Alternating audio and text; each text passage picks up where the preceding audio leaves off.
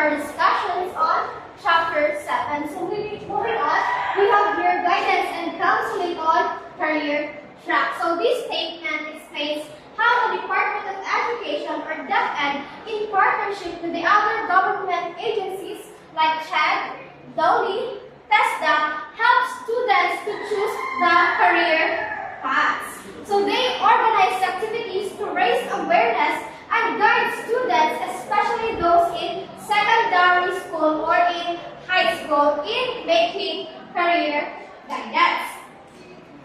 So in short, it highlights how important guidance counselors are, particularly in senior high school, to help students make informed career choices.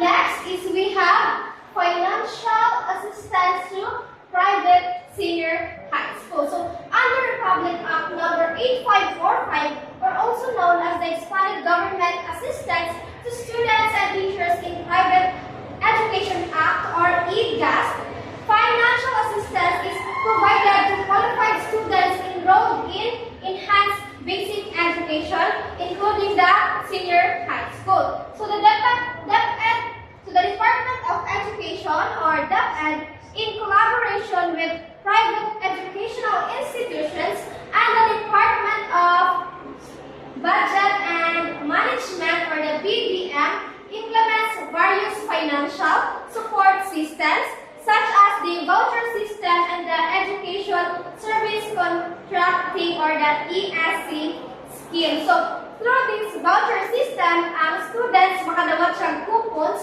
that can be used para mabayad sa iyahang tuition fees in private school. While the ESC scheme offers a tuition fee subsidy to students attending private high school.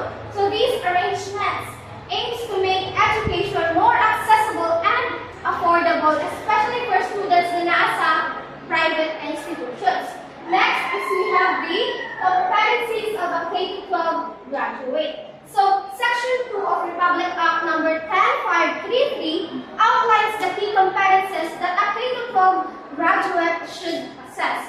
A K-12 graduate is someone who has acquired the foundation for continuous learning throughout their life, and then making them a lifelong learner. They also have the skills and the competence to be productive and engaged sa work. And in addition, they are capable of coexisting harmoniously with both local and global communities.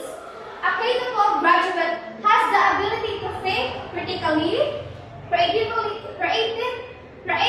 and independently. And then they possess the capacity and the willingness to transform themselves and help others grow. So in short, a K-12 graduate is empowered, ready for work, and prepared for lifelong learning. Next is we have the Republic Act number 10157, or also known as Kindergarten Education Act. So Republic Act number 10157, also called the Kindergarten Education Act, makes kindergarten education a part of the basic education system here in the Philippines.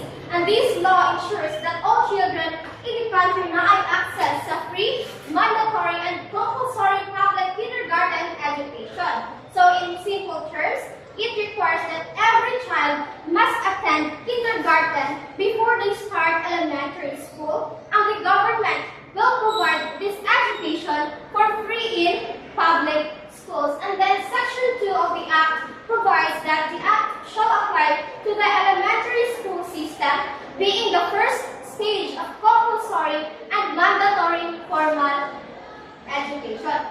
Thus, the kindergarten will now be an integral part of the basic education system of the country. It must be noted that prior to the passage of this Act, kindergarten was not free and compulsory to enter grade 1. So, the institutionalization of a kindergarten means making it part of basic education. And this Act was partially implemented in the school year 2011 to 2012, and thereafter, it was made mandatory and compulsory for entrance to grade 1.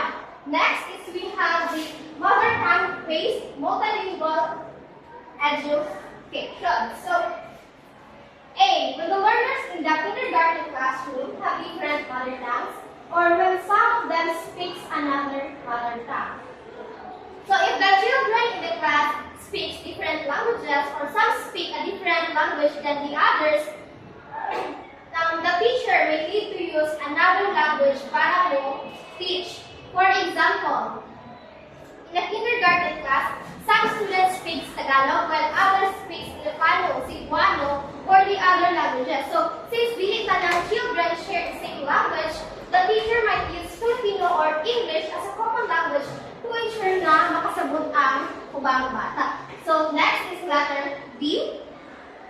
When the teacher does not speak the mother tongue of the learner. So, if the teacher does not speak the same language as the children in the class, it might be difficult to teach using the mother tongue. So, another language may be used.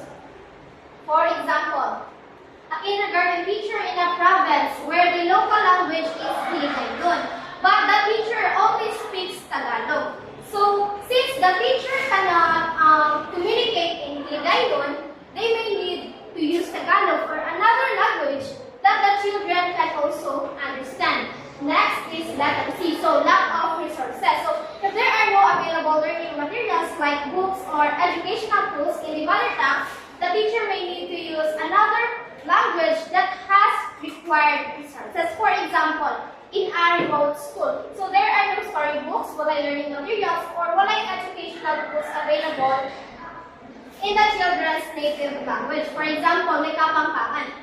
So, the teacher may need to use Filipino or English resources instead because they are more widely available. The next is letter D. So, teachers not trained in MTB or MLE program. So, if teachers have not been trained to use the MTB or the MLE or the mother tongue-based teaching method, they might need to use another language that they are more comfortable with to teach effectively.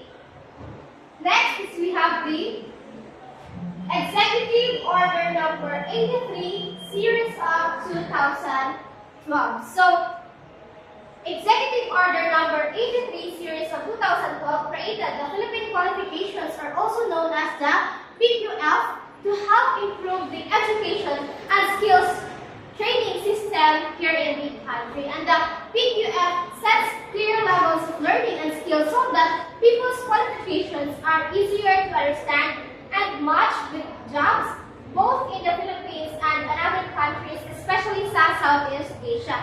And it helps students, not just students, but also the workers and then the employers know what knowledge and skills a person has based on their education or training. So the goal is to make Filipino graduates more competitive and prepared to work anywhere in the world. And it also supports lifelong learning and helps people move forward in their studies or the career. Next is we have the objectives and the purpose of the PQF. So A, to adopt national standards and level for outcomes of education. So this means setting clear and consistent expectations for what students should know and be able to do at each level of education across the country. Next, letter B. This helps students and workers move smoothly between schools, training centers, and jobs. And it ensures that their skills and learning are recognized even if they change courses or careers. Next is we have the letter C. So letter C is this ensures that Philippine qualifications are recognized abroad, making it easier for Filipino workers to find jobs in other countries by showing that their skills meet global standards. So the main reason why na creating PQF is to close the gap between what students learn in school and what skills are needed sa trabaho. So with the PQF, teacher education schools can follow shared standards when designing their programs. And this helps make sure that graduates of the same courses like the teacher education have a similar knowledge, skills, and attitudes both sa Philippines and in other Asian countries.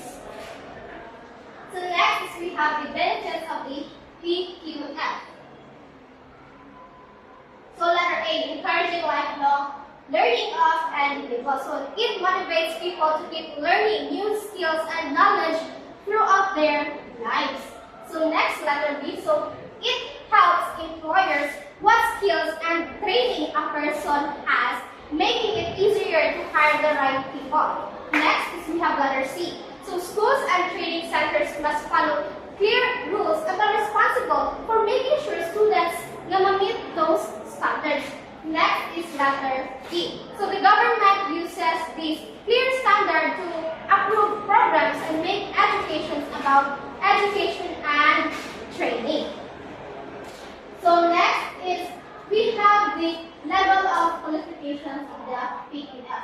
So let's start from the bottom. So first is the level 1, or also known as the National Certificate 1. So conditional level, it focuses on basic, hands-on skills for simple and routine manual tasks. Level 2, or also known as National Certificate 2, the practical skills for slightly more varied manual or operational jobs. And then the level 3, or National Certificate 3, it is a combination of theory and practice, able to solve problems and make work-related decisions. And the level 4, deeper technical knowledge capable of handling non-routine tasks and improving work processes. Next is level 5, or also known as diploma. So this level is a strong theoretical understanding, can analyze, evaluate, and improve current practices. Next is we have the level 6, or also known as the baccalaureate, level 6 baccalaureate degree. So this is a broad and a deep knowledge capable of planning, managing, and evaluating complex tasks using technical, creative, and conceptual skills. Next is we have the level 7, also known as the post-baccalaureate degree. So in this level, it is advanced knowledge in a professional field, prepared for lifelong learning, research, and advanced practice. And now we have the highest degree, which is the level 8, or also known as doctoral degree and postdoctoral program. So it is highly specialized knowledge for complex research, innovation, or professional leadership. So, in conclusion, the Philippine educational system has made important changes to improve quality and make education relevant. So, the reforms like the K-12 programs and the Philippine Qualifications Framework, or PQF, aim to better prepare students for work and lifelong learning. While there are still challenges, these reforms are key to creating an education system that meets